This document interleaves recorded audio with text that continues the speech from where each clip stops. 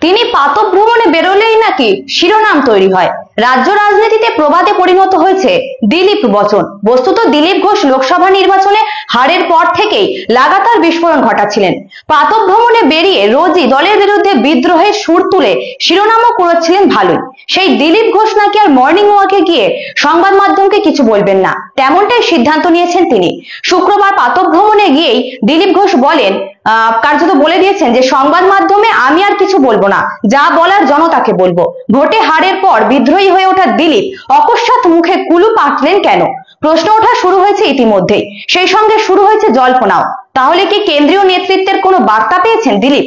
তারপরে বিদ্রোহী আপাতত ইতি টানার সিদ্ধান্ত, নাকি দিলীপ ঘোষ জল মাপছেন?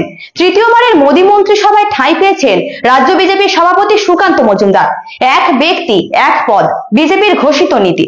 স্বাভাবিকভাবেই সদ্য কেন্দ্রীয় প্রতিমন্ত্রী হওয়া সুকান্তকে যে রাজ্য সভাপতির পদ থেকে অব্যাহত দেওয়া হবে সেটা কিন্তু পরিষ্কার। কিন্তু বিজেপির অন্দরে জল্পনা যে দলের রাজ্য সভাপতি পদে প্রত্যাবর্তন হতে পারে দিলীপের।